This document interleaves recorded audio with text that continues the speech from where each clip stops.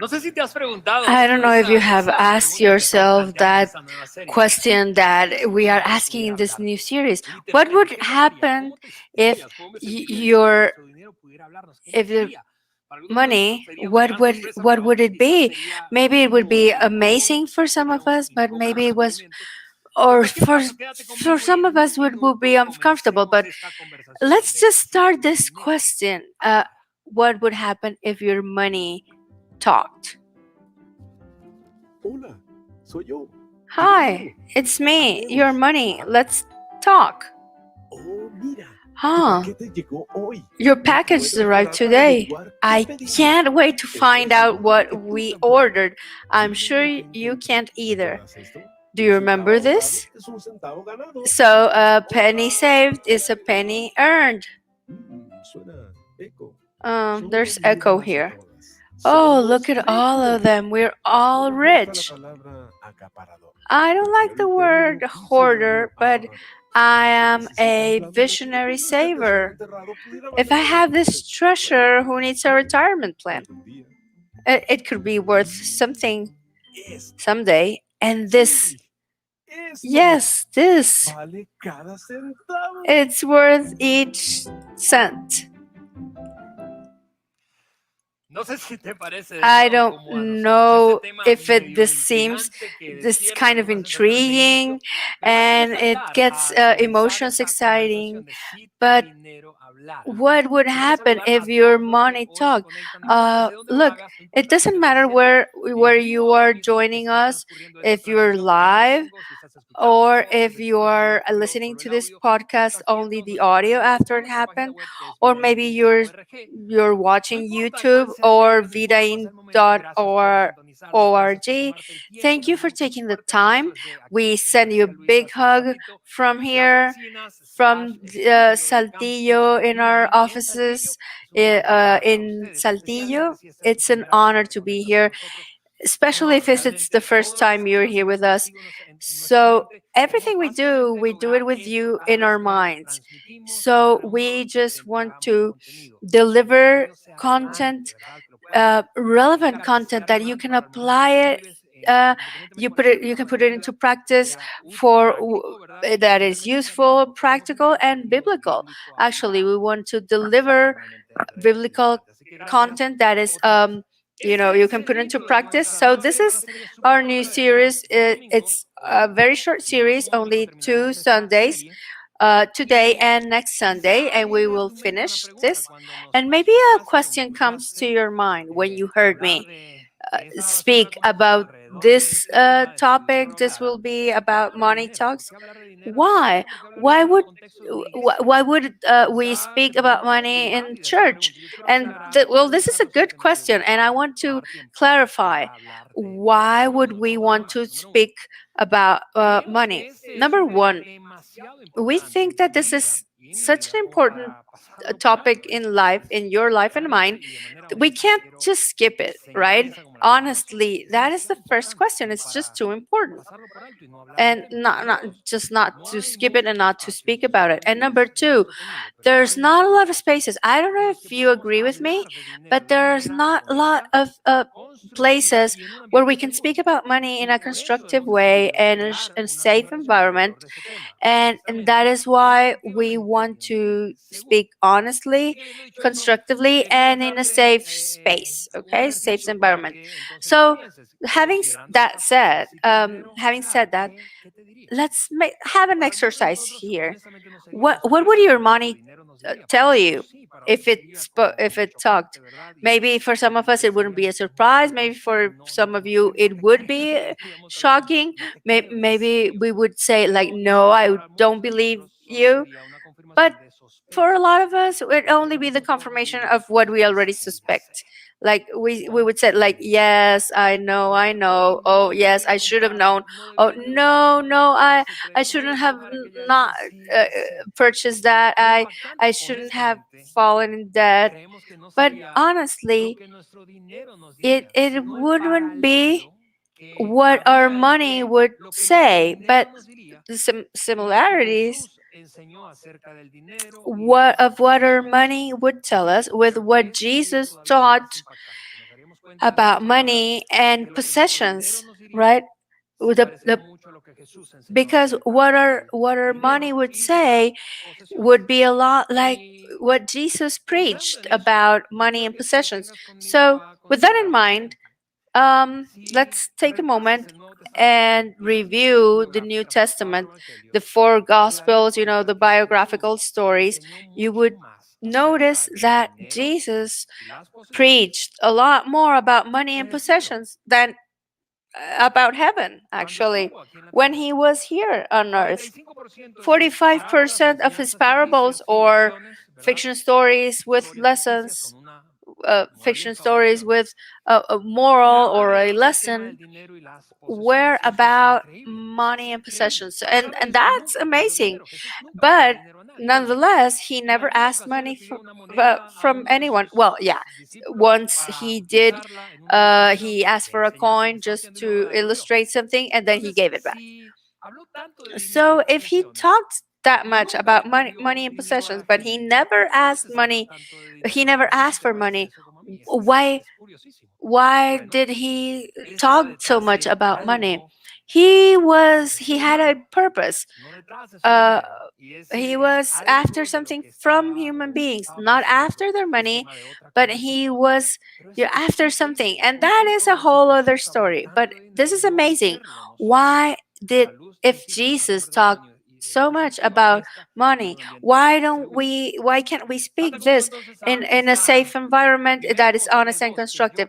So let's jump into the first thing that I think that our money would say, and that parallels with Jesus' teachings.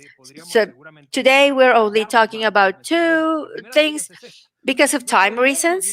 And the first one is our money would say that the way you use me is only a reflection of an external reflection of how you are on your inside.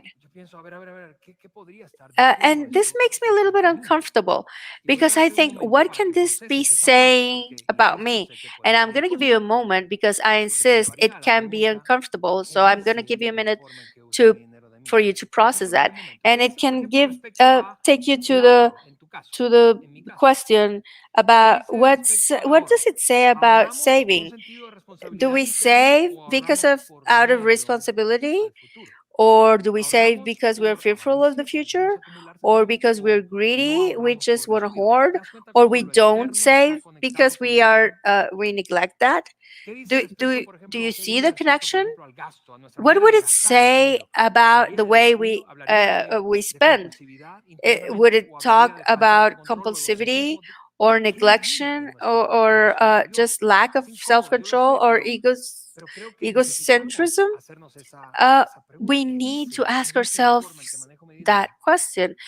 What does the way I manage my money say about my my internal condition?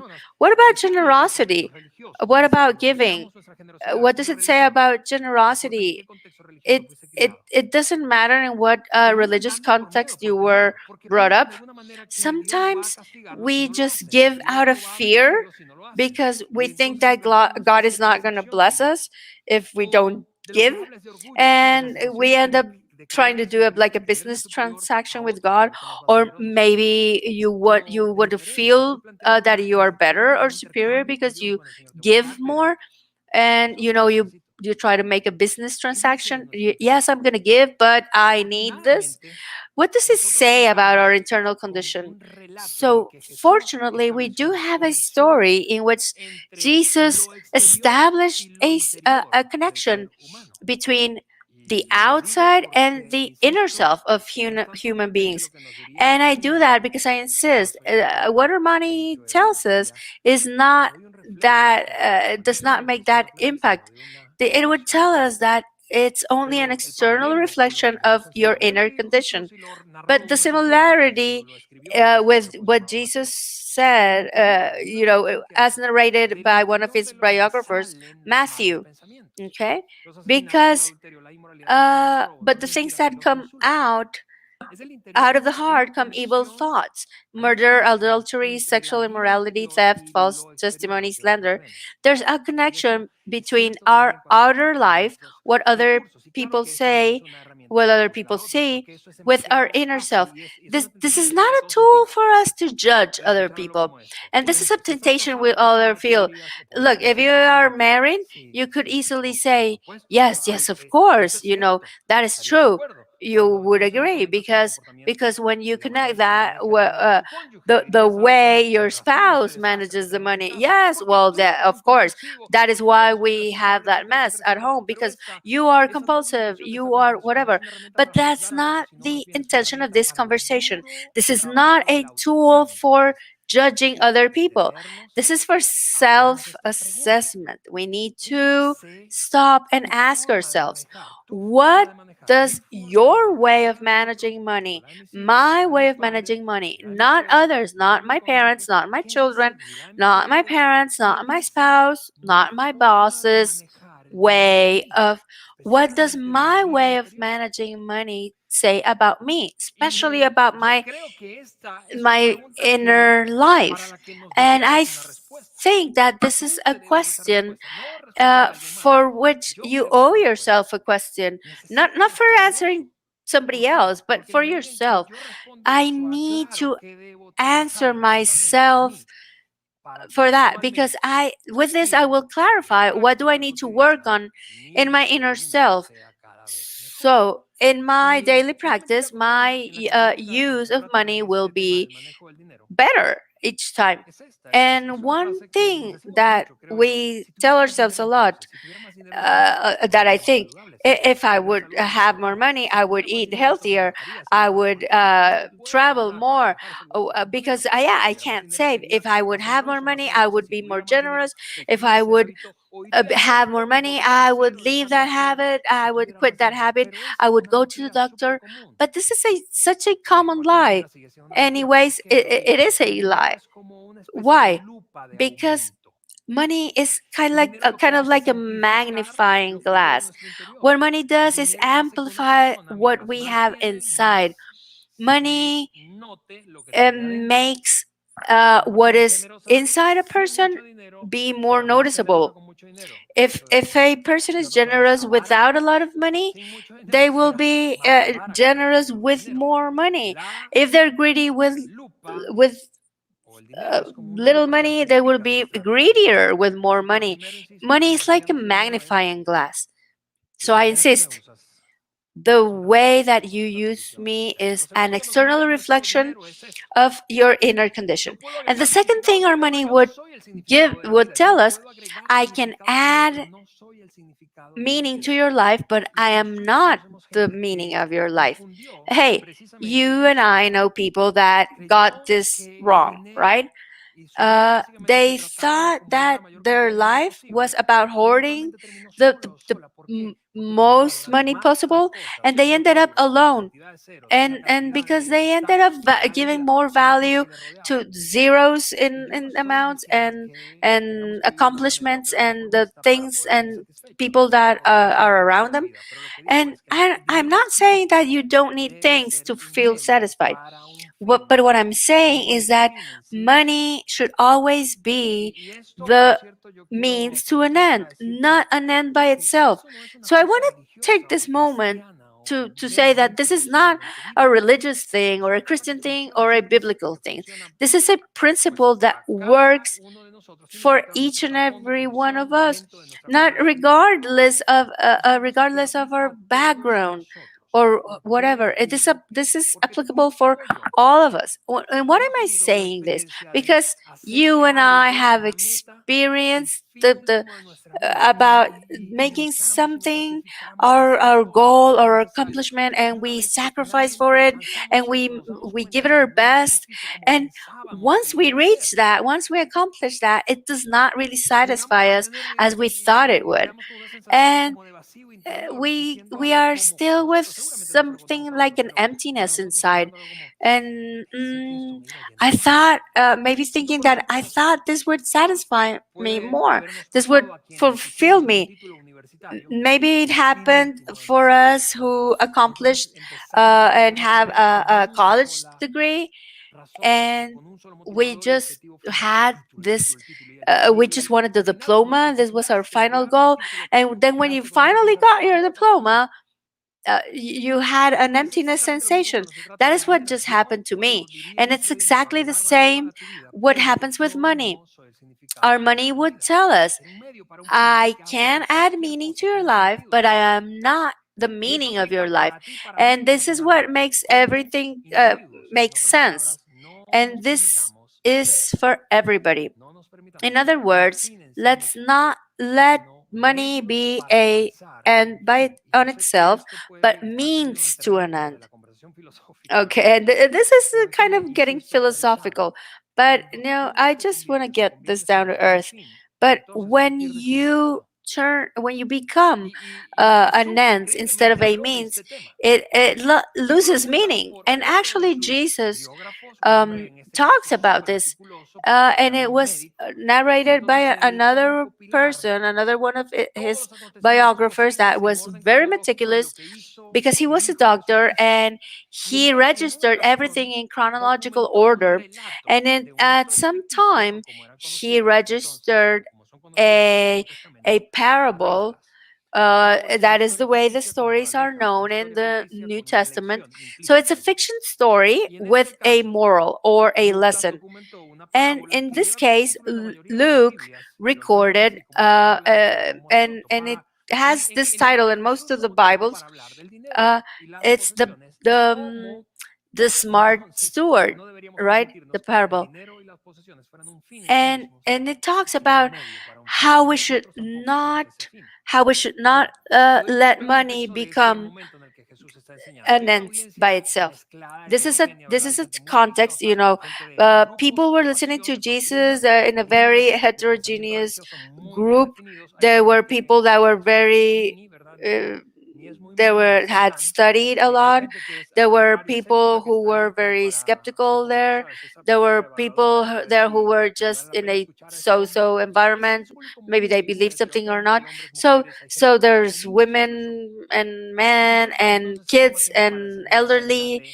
And so Jesus takes the time to teach them about a businessman who was the owner, and he hires a manager to manage his goods, right?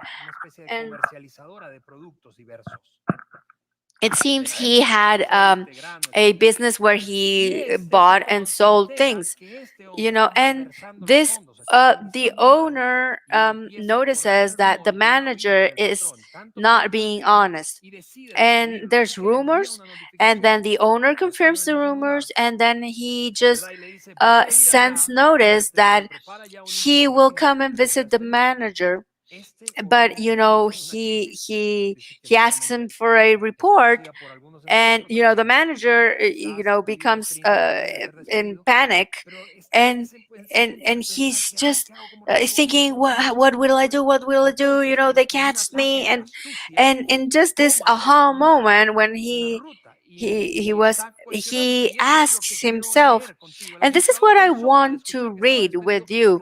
And so the manager said to himself, what shall I do now? My master is taking away my job. I'm not strong enough to dig, and I'm ashamed to beg. And what he said is that I have a limited opportunity and time. I'm not very handy. I'm not very good at physical effort. I need to work with my mind. And he understood that he had a window of limited time and opportunity that is getting smaller and smaller and smaller, and he had to solve this. And so he said, I know what I'll do so that when I lose my job here, people will welcome me into their houses. So I will stay here. This when the word when is a synonym of time, of limited time. So I'll tell you what he did. What he did was that he visited each of the debtors of his of his employer, right? And he negotiated with each of them, and he just offered them a very good discount, sometimes like 50%. Just sign the new bill, and this will be the new bill. and the point is, if you were one of those debtors, you would have reacted like they did. Hey, look, thank you, anything that you need, you just tell me, okay? In the future, I will be here for you. Why? Because he just gave you a 50% or two-thirds of the cent discount. And this the manager moved very quickly. Look, this is a story, right? So remember, the audience that is listening to this maybe had mixed reactions. Maybe some of the people there in that group of people were thinking like, I have been in that situation as a debtor, and I wished I would have had a manager like that. Or maybe if they're thinking as the owner, or on the owner side, they're thinking like, just wait until I would get my hands on him, I would hang him. And they are all very tense and expecting. And that was Jesus, the best storyteller. Maybe that he got them confused, maybe he got them with their attention, and the people are waiting to see the what happened in the story. And this was how good Jesus was, with this heterogeneous audience, and everybody's attentive here. When Jesus says the next phrase here, and he says the owner, and that's when you say, oh yes, maybe we've never heard this story and you're just anticipating the conclusion. And so before I show you the reaction of the owner, look, in each parable, in each biblical story, real or fiction, you will typically find a character in this story that represents God, and in other sense, you and I, human beings, in represented in each story, in each parable. There's you, there's me, and there's our Heavenly Father. I'm telling you this because I want you to try to identify where is God here. Look, if you've never read this parable, probably you are heading for a conclusion. What would be the interpretation for this story? So look at this. So the owner commended the manager. Look, stop for a minute. What? Yeah, I know you're thinking that maybe there's a mistake, Alejandro, right? No, the owner commended the dishonest manager. Hey, he high-fived him. Look, you must be congratulated for that. Imagine the audience. What were they thinking? There were rumors. Why would have he commended? Why? Because he was shrewd. He knew he had a limited time. He had the window of opportunity that was getting smaller, so he acted shrewdly. So the manager just commended him for taking the best advantage, for taking advantage to for time and opportunity that are limited. Hey, look, you and I are also like that. We all have resources that are limited. Our window of opportunity is getting smaller. Look, now Jesus has the audience where he wants them, right? They're anxious. Look, Jesus, what is the moral in this? And the lesson in this case is the way that God looks at money and possessions is not necessarily the same way that you and I do. So Jesus said, here is the lesson. Use use worldly wealth to benefit others, and number two, to gain friends. So I'll stop here and I'll give you the chance to read this again. Jesus' instruction: use worldly resources to benefit others and gain friends. So the lesson here is all about this confusing thing. Number two, use use your money to benefit others and use your money to gain friends.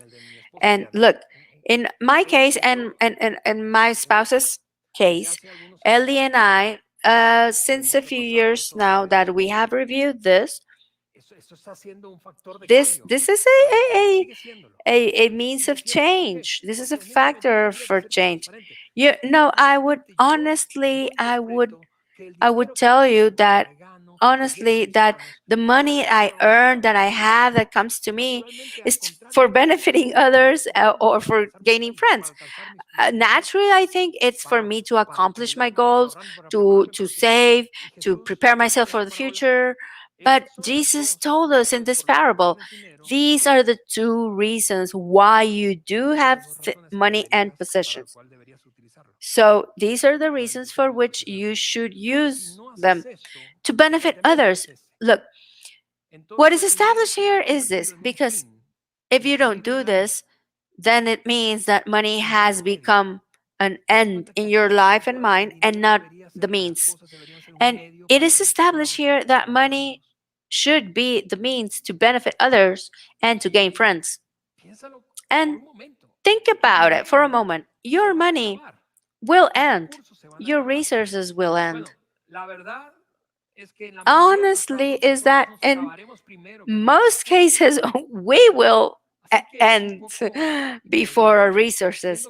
So it's kind of illogical that being that our life and time and opportunities will end before that we are stubborn in accumulating resources like if they were going to end. Jesus said, use your money to benefit others and to gain friends. They are going to end.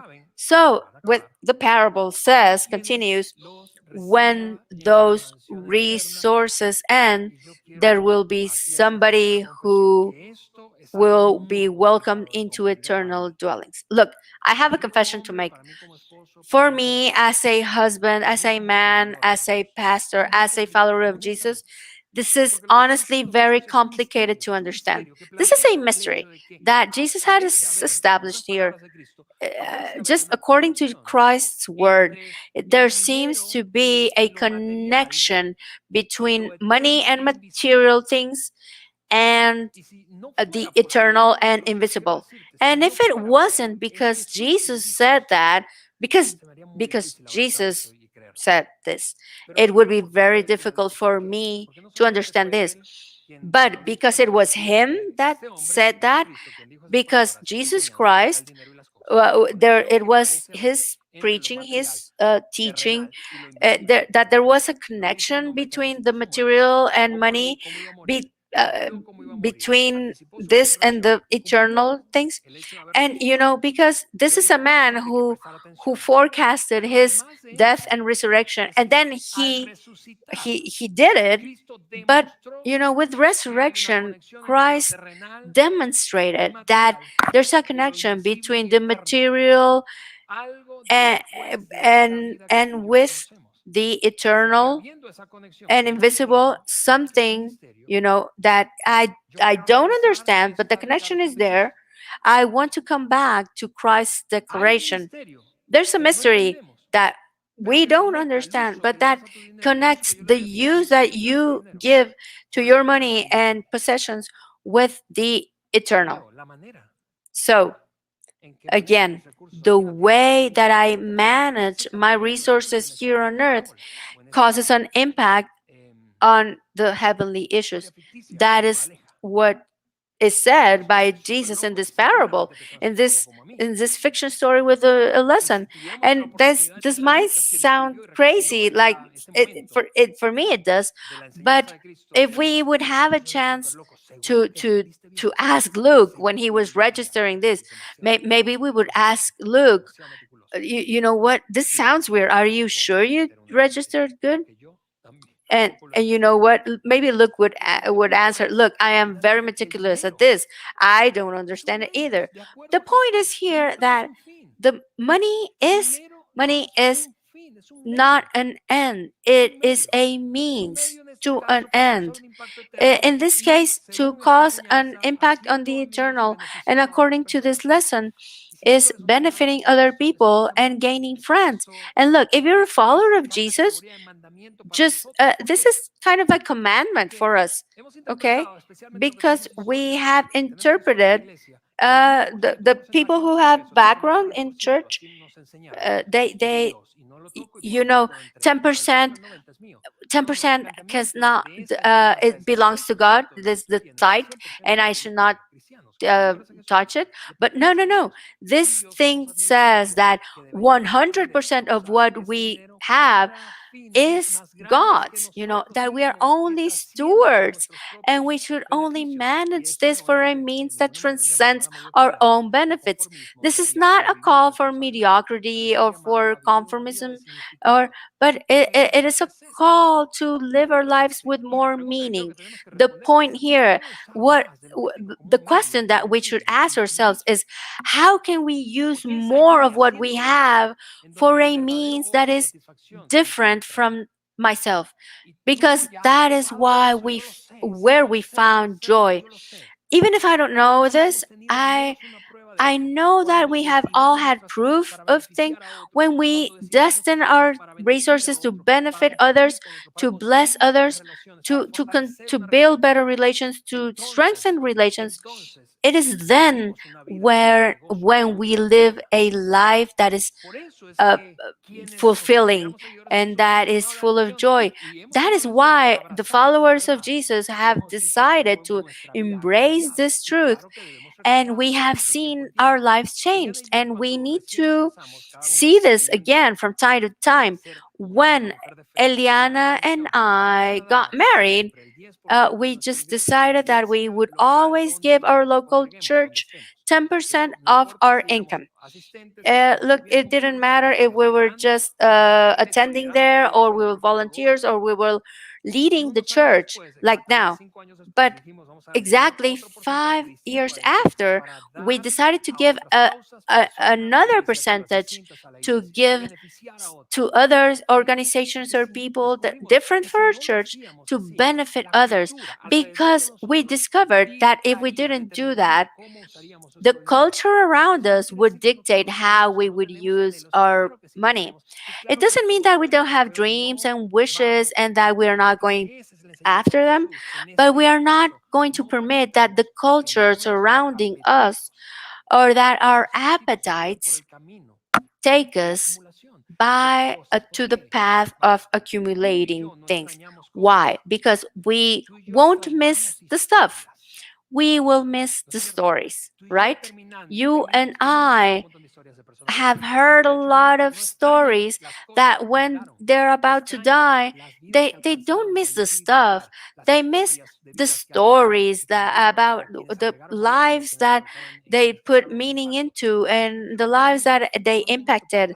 And so now I would like to take this moment to thank you. You are a part of Vida in family. It doesn't matter in which campus or this virtual world we're in, regardless of what is the way you connected with us, and that but that you are giving of out of your financial resources. But the percentage that you give in Vidain, we just take this and do a lot of what we do, not only for having this incredible staff, this amazing staff that make possible all of these, but when you give, the stories of hundreds of children, thousands of people, but hundreds of children whose lives are being changed because we are giving them tools for having a strong faith, restored marriages, thousands of children that are being fed, that they're undernourished, maybe like in Venezuela.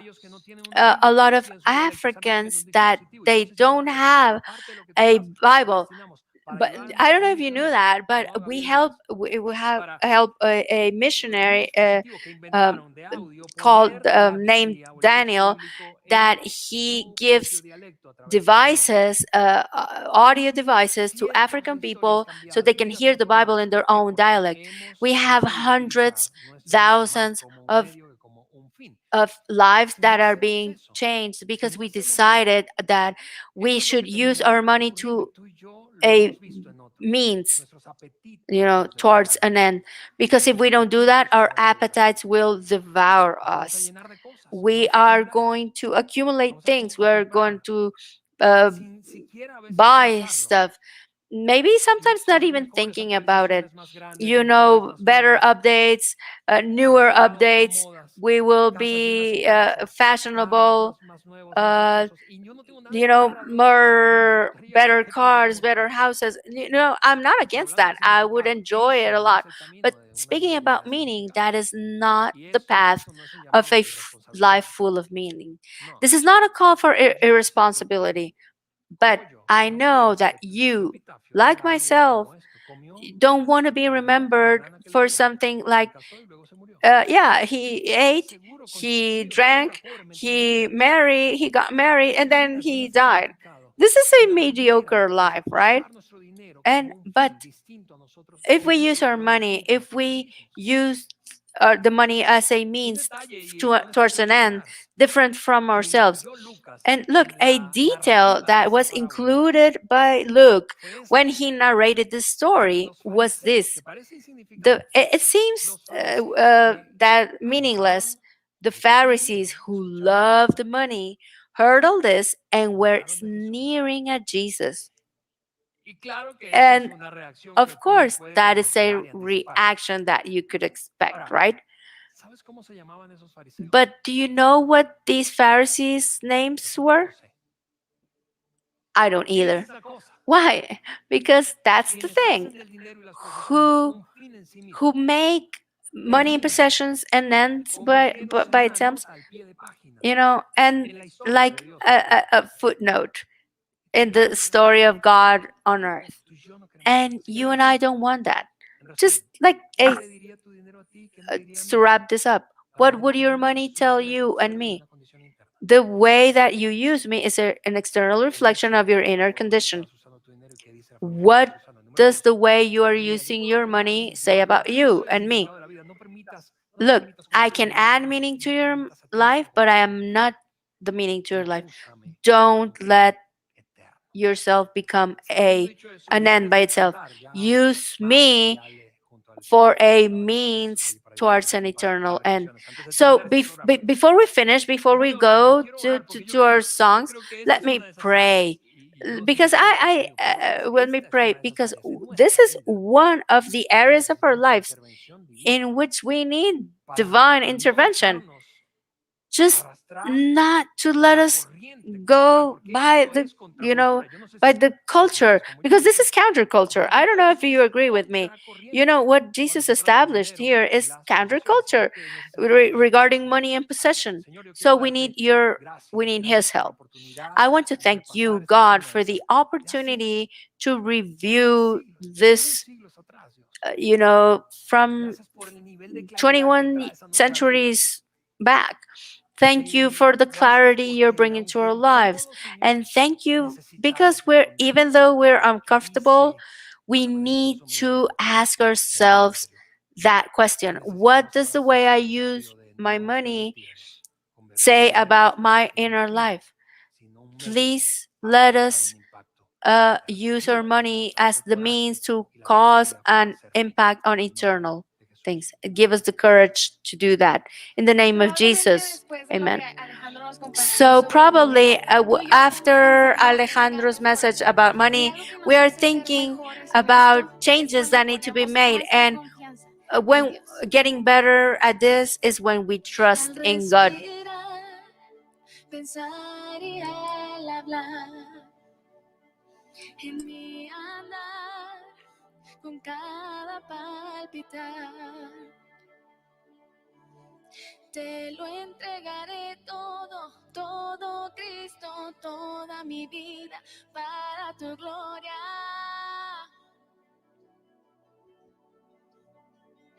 Al respirar, pensar y al hablar, en mi andar, con cada palpitar, te lo entregaré todo, todo Cristo. Cristo, toda mi vida para tu gloria, para tu gloria. Mi vida te daré, confiaré, confiaré en ti. Mis sueños rendiré, confiaré, confiaré. Cambiaste mi ser, jamás seré igual. Es por tu amor, es por tu amor. Cambiaste mi ser, jamás seré igual. Es por tu amor, Jesucristo.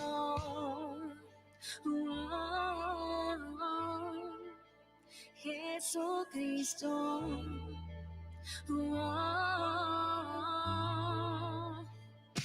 Mi corazón dispuesto ante ti me guiará tu gran amor por mí.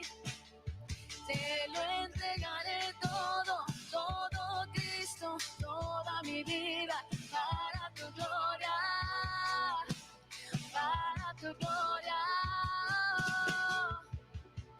Mi vida te daré, confiaré, confiaré en ti. Mis sueños rendiré, confiaré, confiaré. Cambiaste mi ser, jamás seré igual. Es por tu amor, es por tu amor. Cambiaste mi ser, jamás seré igual. Es por tu amor, Jesucristo.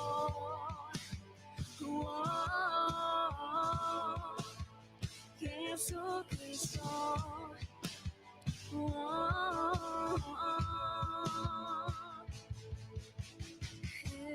Eres todo en mí quiero. Más de ti siempre. Quiero amarte más.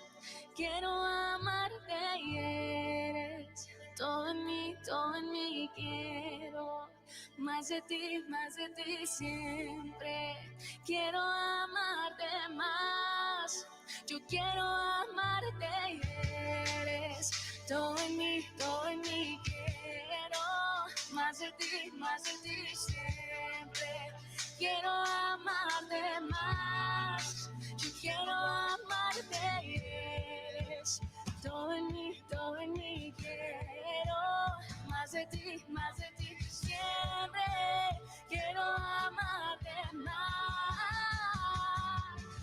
Mi vida te daré, confiaré, confiaré en ti. Mis sueños rendiré, confiaré, confiaré. Cambiaste mi ser, jamás seré igual. Es por tu amor, es por tu amor. Cambiaste mi ser, jamás seré igual. Es por tu amor, Jesucristo.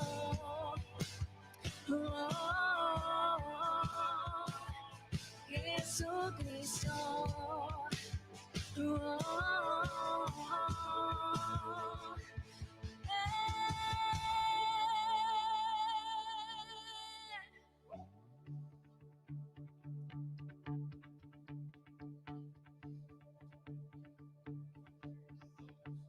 Mi vergüenza me sepultó.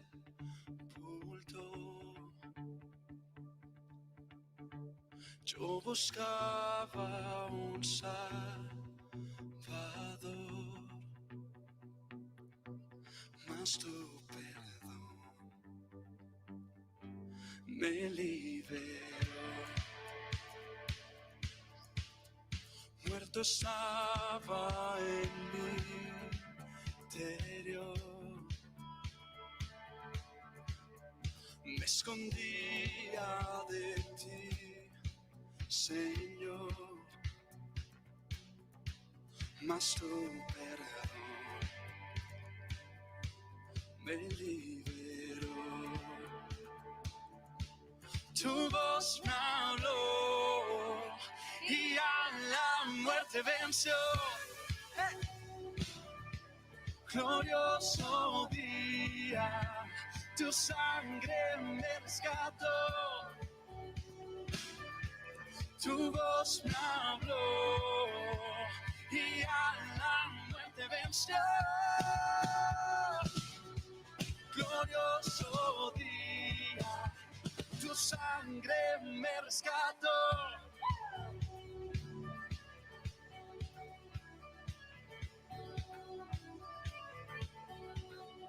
Libre soy de tu amor. Es su gracia la que me sanó. Mas tu perdón a mí me liberó. Tu voz me habló y a la muerte venció. Glorioso día, tu sangre me rescató. Tu voz me habló y a la muerte venció. Glorioso día, tu sangre me rescató.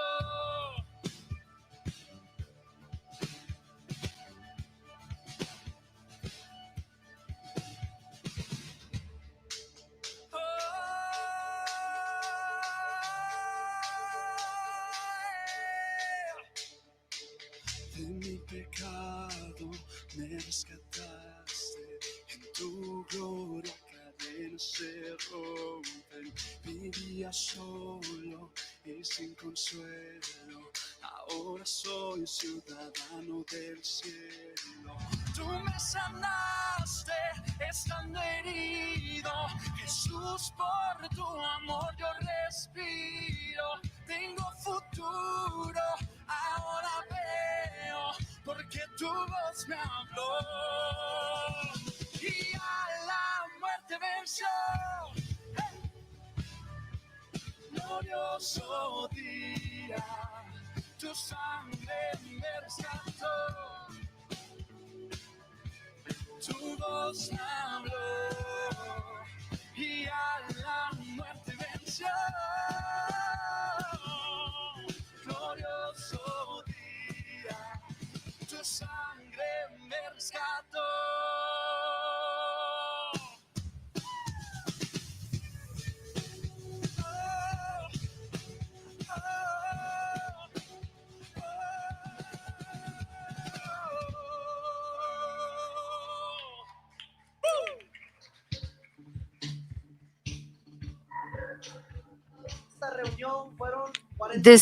This was 45 amazing minutes. So next Sunday, don't miss our reunion. And next Sunday, it will be great. And have a great weekend and have a good lunch. Bye bye.